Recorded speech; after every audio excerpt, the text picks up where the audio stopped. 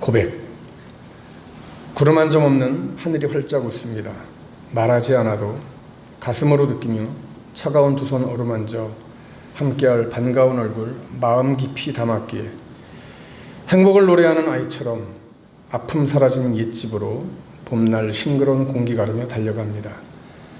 사는 것이 뭐냐고 물으면 푸른 하늘 마음의 도화지에 그려놓는 소망스런 포근한 한 조각 구름이라고 귓가에 속삭이면 되고요.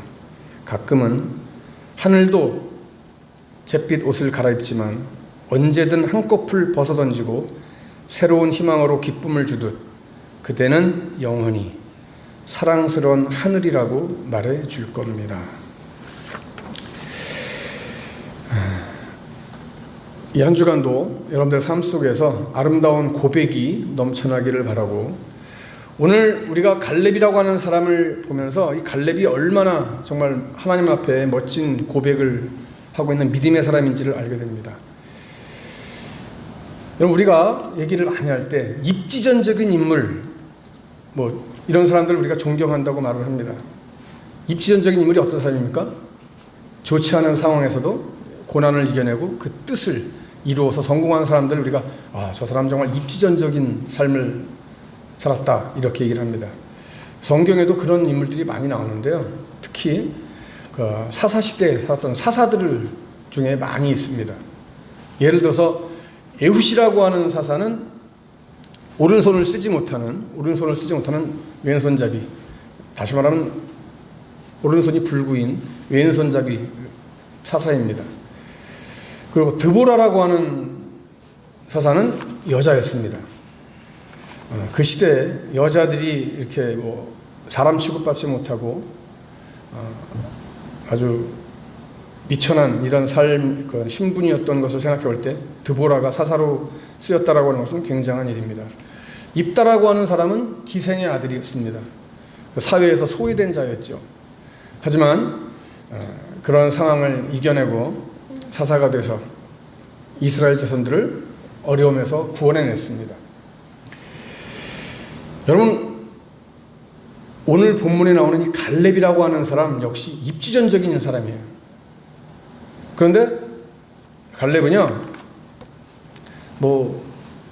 가문적인 배경이 그렇게 뛰어난 사람은 아닙니다. 우리나라 사람들은 굉장히 뿌리를 아주 소중하게 여기죠. 굉장히 많이 따집니다. 그래서 조상이 누구냐, 어디 김씨냐, 어디 박씨냐, 이렇게 물어봅니다. 그래서 그 뿌리, 어떤 조상을 갖고 있느냐. 그래서 족보를 많이 따집니다. 그죠? 저희 집에도 옛날에 족보가 있었는데 지금은 다 옛날에 그냥 고물상에다 팔아 넘긴 것 같은데, 그 족보가 뭐가 필요했냐. 근데 지금 생각하니까 그걸 좀 이렇게 남겨둘 걸 그랬어요. 그게 뭔가 이렇게 돈도 될 것 같은데, 가만히 생각해 보니까 그 고물 그런 거 사는 사람들만 있더라고요. 근데 족보 같은 것도. 그러니까 여러분들의 뿌리가 어디입니까? 제 뿌리는, 저는 영해 박씨입니다. 영해 박씨. 신라의 충신인 박재상 아시죠, 여러분? 결코 두 왕을 섬길 수 없다고 해서 신라의 충신 박재상, 저는 박재상이 충렬공인데 충렬공파 34대 손 박경철입니다. 그러니까 누가 물어보면 그렇게 얘기를 합니다. 근데 갈렙은 그렇게 내세울 만한, 여러분, 족보를 갖고 있지 못합니다. 내세울 만한 그런 조상이 아닙니다. 오늘 6절 말씀에 보면은 이 갈렙을 소개할 때 그니스 사람 여분네의 아들 갈렙이라고 말하고 있습니다. 이 그니스 사람이 누구냐? 이 그나스 족속을 의미하는데 그니스 이렇게 같이 쓰입니다. 근데 에서의 장자, 야곱과 형제인 에서의 장자인 엘리바스의 자손을 소개하는 창세기 36장 11절에 보면은 거기에 이렇게 나옵니다. 엘리바스의 아들들은 대만과 오말과 스보와 가담과 그나스, 이렇게 나옵니다. 한마디로 말해서 갈렙은 누구 족속입니까? 야곱의 정통 유다 족속이 아닙니다. 에돔 족속이에요. 에돔 족속. 다시 말하면 변방에 있는 사람이에요. 그나스 사람, 순수한 유다 혈통이 아닙니다. 갈렙의 선조 중에 어떻게 해서 누가 언제 이스라엘의 유다족 속으로 이렇게 합류했는지는 잘 모르겠지만 그가 그나스 사람인 이것은 갈렙이 그렇게 좋은 가문은 아니다. 우리가 유대교에서 볼 때는, 이스라엘 전통으로 볼 때는 전통적인 그런 유대 족속이 아니다라고 하는 것을 우리가 보게 됩니다. 하지만 갈렙은 자신의 그런 신분, 자신의 처지, 자신의 가문 때문에 결코 굴하지 않았습니다. 그리고 그는 그 모든 환경을 딛고 일어섰습니다. 그래서 모든 사람들에게 인정을 받는 사람으로 성장을 했어요. 갈렙이 가장 중요하게 쓰임받을 때가 여러분 언제입니까? 이스라엘이 가나안 땅으로 들어가기 전에 가나안을 정탐할 사람들 각 지파별로 뽑을 때 유다 지파의 대표로 뽑힌 사람이 누구예요? 갈렙이에요. 갈렙이라는 사람이에요. 여러분, 이걸 보면은 갈렙이 얼마나 열심히 자신의 그 신분, 자신의 가문, 이것을 극복하기 위해서 얼마나 많은 노력을 했고 열심으로 살았는지를 알 수가 있어요. 물론 우리가 오늘 이 말씀을 통해서요, 오늘 본문 말씀을 통해서도 이 갈렙의 인물됨을 특별히 그의 신앙을, 믿음을 알 수가 있어요. 그래서 갈렙이 어떤 사람이었는가 하는 걸 우리가 두 가지로 오늘 말씀을 살피고 오늘 함께 은혜를 나누고자 하는 거예요. 첫 번째는 뭐냐면요, 갈렙은요 하나님의 말씀을 기억하고 그 말씀을 붙드는 신앙이 있었어요. 여러분, 이스라엘 12지파별로 기업을 나눌 무렵에 유다 자손이 이제 여호수아에게 나왔는데, 그때 갈렙이 여호수아에게 뭐라고 말을 합니까? 장군이요, 장군은 기억하시지요? 예전에 가데스 바네아에서 하나님 앞에서 나와 당신에게, 여호수아와 갈렙이 가나안 정탐을 둘이 갔다 왔잖아요. 그때 하나님의 사람 모세에게 하신 말씀을 기억하고 계시죠? 가데스 바네아에서 어떤 일이 있었습니까, 여러분? 12명의 정탐꾼들이 가나안을 정탐하고 와서 이제 모세에게 보고를 하는 거예요. 가나안 땅이 이렇다 보고를 하는데 10명의 정탐꾼들이 어떻게 보고를 합니까? 아이고야, 가나안에 가보니까요, 우리는 도저히 그들과 싸워서 이길 수도 없겠어요. 그냥 포기하는 게 좋겠습니다. 한마디로 말해서 부정적인 보고를 하는 거예요. 10명의 정탐꾼들이요. 괜히 섣부르게 덤벼들었다가는 우리 뼈도 못 추리겠습니다. 다 죽게 됩니다. 그러니까는 우리 그냥 조용히 삽시다.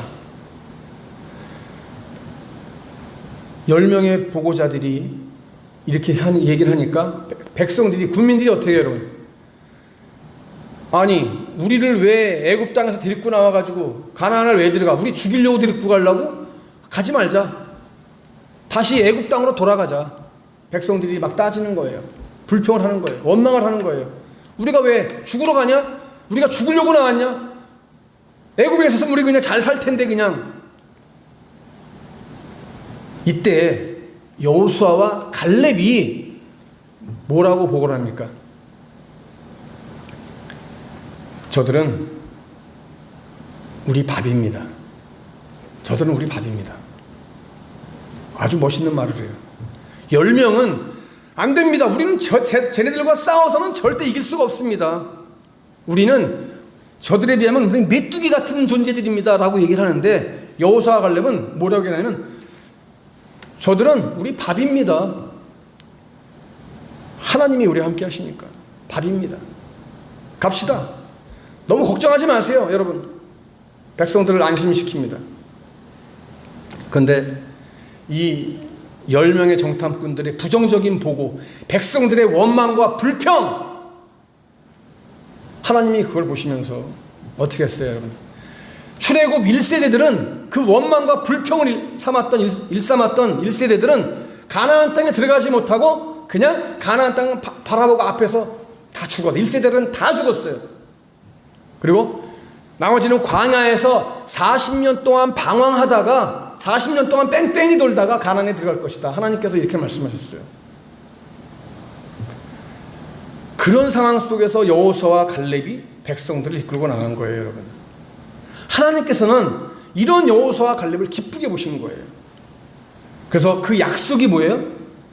그런 믿음 있는 여호수아와 갈렙을 보고 약속하신 게 민수기 14장 24절에서 오직 내 종 갈렙은 그 마음이 그들과 달라서 나를 온전히 쫓았은즉 그가 갔던 땅으로 내가 그를 인도하여 드리리니 그 자손이 그 땅을 차지하리라. 그 땅을 주겠다라고 약속하신 거예요. 그때 일을, 그럼 수십 년 전의 일을 지금 갈렙이 여호수아에게 얘기하고 있는 거예요. 그때 하나님이 말씀하셨던 거 기억하시죠? 45년 전에 하나님의 이 약속을 받고 지금 45년이 지났어요. 그때 갈렙이 몇 살이었다고 그랬어요? 40세였다고 그랬어요. 지금 몇 살이라고 그랬어요? 85세래요. 45년이 지났어요. 45년이 지나가는 동안에 하나님이 주신 그 약속, 하나님을 향한 그 믿음 변치 않고 끝까지 붙잡고 있었다라고 하는 사실이에요. 여러분, 여기서 우리는 중요한 교훈을 깨닫게 됩니다. 여러분, 우리는 변치 않는 약속, 하나님이 우리에게 주신 약속, 우리가 또 하나님을 향한 믿음, 사랑, 변치 말고 끝까지 가는 게 중요한 거예요. 여러분. 우리도 지금 역시 이스라엘 백성들과 똑같은 광야 같은 세상을 살아가고 있어요. 이 험한 세상에서 여러분, 나를 지켜줄 것이 뭐라고 생각합니까, 여러분? 많은 사람들이 나를 지켜줄 것은 돈밖에 없다라고 많이 말을 합니다.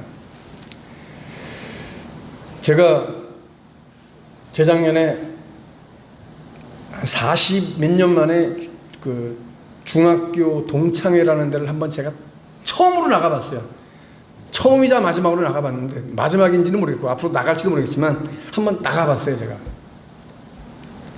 그래서 그때 중학교 동창들을 한번 만났는데, 그리고 이제 톡으로 지금 연락하고 있는 친구들이 있습니다. 한 친구가 저에게 이렇게 얘기를 해옵니다. 야, 경찰아, 난 인생을 잘못 살았나 봐. 왜? 우리 딸이 나한테 그러더라. 내가 여태까지 대출 이자 받은 거 갚고 있는 모습을 보면서 딸이 하는 얘기가, 아빠는 인생 잘못 사신 것 같아요.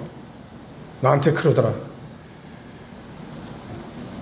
그런 얘기를 들을 때 굉장히 막 세상이 막 갑자기 어두워 보이고 내가 인생 정말 잘못 살았나라는 생각이 들었대요. 내가 누구를 위해서 이렇게 살았는데, 누구를 위해서 집을 사고 대출을 받고 있는데, 다 내 처자식들을 위해서 이렇게 한 건데, 니네 자기들을 위해서 한 건데, 내가 나 혼자 잘 먹고 잘 살자고 그랬나?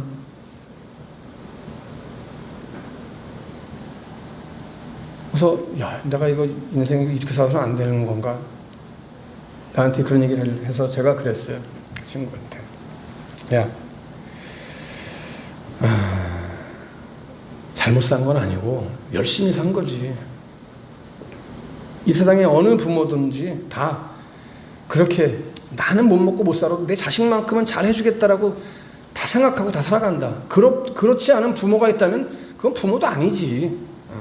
그런데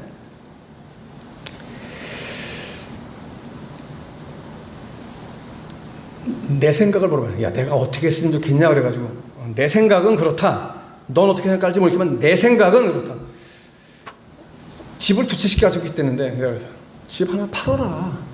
야, 너 우리 나이가 지금 몇 살? 이제는 우리 인생을 서서히 하나씩 정리하고 이제는 마무리해야 될 단계다. 자꾸 일을 벌릴 때가 아니다. 너 집 2채 가지고 있으면 뭐 할 건데? 누구 줄 건데? 너 죽으면 어차피 자식들한테 가는 거다. 다. 근데 이제 너 한평생 그렇게 힘들게 고생해서 살았는데 너를 위해서 살아. 너를 위해서. 자식 위해서 안 살아도 돼. 이제 자식들 다 컸잖아. 언제까지 자식들 뒷공문이 쫓아다니면서 네가 그렇게 자식들 보면서 살 거냐. 이제 너를 보면서 살아라. 집 하나 팔아라 그랬어요. 내가. 팔아서 빚잔치 해라. 다 하고 빚 없이 살아라. 그랬더니 그렇지, 그게 맞는 것 같아. 자기도 그렇지 않아도 집 하나 팔아야 되겠다라고 생각을 했대요. 그 내놓긴 내놨는데 안 나간대. 안 나가가지고 이자만 계속 내고 있대 지금. 그러면서 하는 얘기가 저한테 그래요. 그래, 야, 너는 목사니까 뭐 그런 어려움이 없는지 모르겠지만 너는 나한테 무슨 재미로 살아가고 이 세상을 뭘 믿고 살아가냐. 나는 여태까지 대학 졸업하고 직장 생활하고 뭐 사업하고 돈 벌으면서 나는 이 돈 벌어야 이 돈이 내 인생을 행복하게 해줄 거라고 생각을 하고 그래서 죽기 살기로만 살아왔는데 지금 와서 생각하니까 그게 아닌 것 같다. 정말 나를 잃어버리고 살아왔다는 얘기를 하더라고요. 그래서 이제라도 늦지 않았다. 너 찾아. 너 찾고 집 하나 청산하고 빨리 팔고 빚 다 갚고 그냥 이제는 좀 행복하게 마음 편하게 살아라. 이런 얘기를 해줬어요. 붙잡을 걸 붙잡아라. 돈은 붙잡을 게 못 된다. 있으면 편하고 있으면 편리하지만 그것이 내 인생을 책임져 주지는 못하는 거다. 내 삶을 책임져 주지 못하는 거다라고 얘기를 저는 확실하게 해줬어요. 여러분, 저라고 돈 싫어하는 줄 압니까? 저도 돈 좋아해요. 돈 없으면 못 살아요. 저도 돈 있어야 살아요.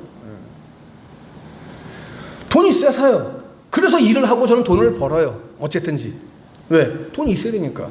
그런데 돈은 하나님이 우리에게 너 이 세상 편리하게 살아가라고 맡겨주신 거기 때문에 맡겨주신 거라고 하는 생각을 저는 분명히 하고 있기 때문에 돈이 내 거다. 나의 소유다라고 생각하지 않습니다.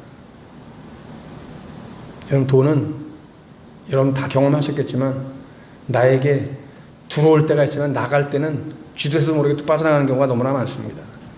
오늘 밤에 여기 있는 여러분들 영혼 중에서 누구를 불러가실지 어떻게 알아요? 몰라요.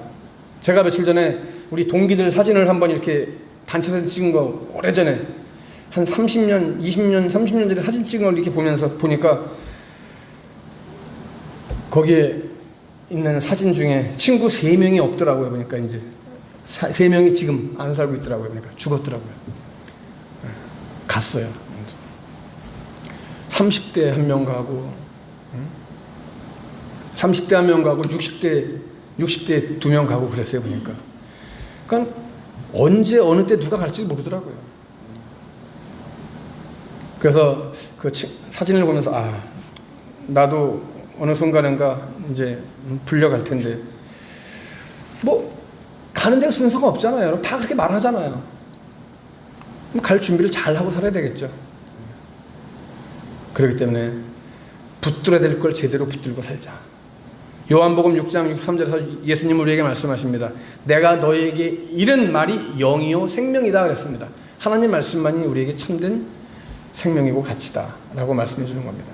진짜 가치, 최우선순위가 뭔가 이걸 제대로 알고 살아가자는 말씀입니다. 마지막으로 갈렙은요, 믿음으로 고백할 수 있는 용기 있는 신앙이 있었어요.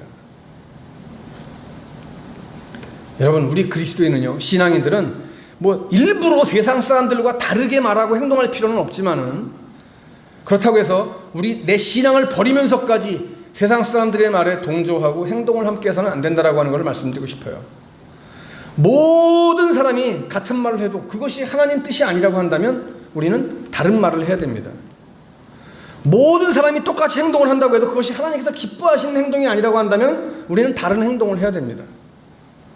그것으로 인해서 따돌림을 당할 수도 있고 어려움을 겪을지라도 우리는 그렇게 살아야 됩니다. 이것이 우리의 신앙의 고백이기 때문에 그래요. 여러분, 신앙은요, 말씀 속에, 생각 속에 갇혀 있는 것이 아닙니다. 신앙은 말과 행동으로 나타나는 겁니다. 밖으로 표출돼야 되는 겁니다. 많은 사람들이, 그리스도인들이 사랑을 얘기합니다. 사랑, 어떻게 사랑할 건데요? 어떻게 사랑할 건데요? 그래서 저는 세상 속으로 나가는 거예요. 어둠 속으로 나가는 거예요. 여러분, 용기가 필요합니다. 근데 어느 누구도 그 세상으로 내가 나아가는 세상으로 나아가기를 참 굉장히 두려워하고 꺼려합니다. 잘하지 못합니다. 잘하지 못하는 게 아니라 아예 못합니다. 그렇지만 저는 거기에 대한 확실한 저의 주관이 있습니다. 말씀을 통해서 하나님이 나에게 주신 약속이 있습니다.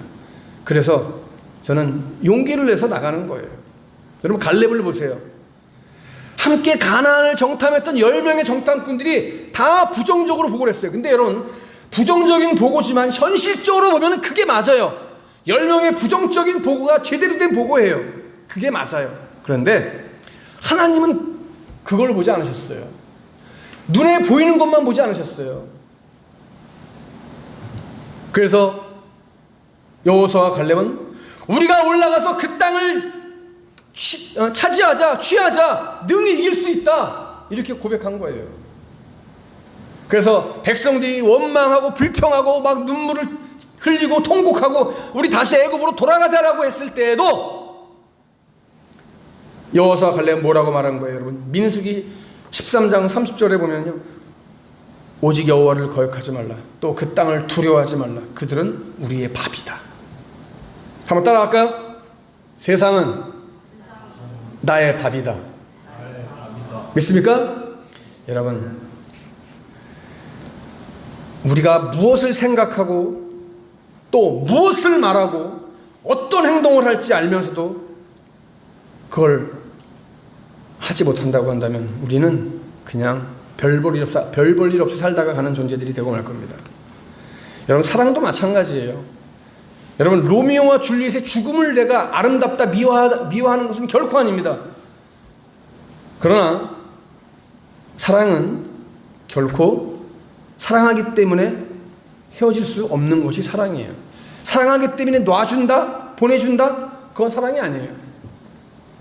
저는 그래요. 성경적이에요, 그게. 사랑하기 때문에 놓아줄 수 없는 것이 사랑이에요. 사랑하기 때문에 놓아주는 게 사랑이 아니에요. 사랑하기 때문에 보내주는 게 사랑이 아니에요. 사랑하면 끝까지 붙잡아야 되는 거예요. 사랑하면 끝까지 책임져야 되는 거예요. 그게 사랑이에요. 그게 용기고 그게 우리의 결단이에요. 우리의 삶이에요. 오늘 갈렙이 이 산지를 내게 주소서, 이렇게 담대하게 말할 수 있었던 것, 말씀을 붙드는 용기가 있었기 때문에 그렇습니다. 여러분, 그 용기가 하나님을 기쁘시게 했고 그것이 하나님의 놀라운 상급이 되었던 거예요. 오늘 우리들, 여러분 힘들죠? 힘들고 어려운 세상을 살아갑니다. 그러나 여러분, 결코 좌절하고 낙담하지 마세요. 현실은 힘들고 어렵지만 분명한 것은 하나님은 오늘 우리들에게 약속하십니다. 내가 너와 함께한다. 여러분, 제가 힘들고 어려워도 오늘을 살아갈 수 있는 것은 그 죽음의 문턱에서도 하나님이 나를 끝까지 놓지 않으셨던 것을 제가 체험했기 때문에, 그 하나님을 만났기 때문에 나는 오늘도 기쁨으로 담대함으로 이제는 죽어도 죽지 않고 나는 하나님이 부르시는 그날까지 나는 열심히 살 것이다 하고 달려갑니다. 여러분, 힘들죠? 어렵지만 더욱더 용기를 내시고 하나님의 약속의 말씀 붙잡고 우리가 더욱더 빨리 힘차게 달려나갈 수 있기를 간절히 축복합니다.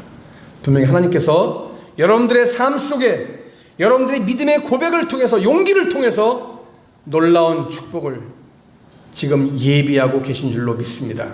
이 모든 축복을 다 받아들이는 저와 여러분 될 수 있기를 주님의 이름으로 간절히 축복합니다.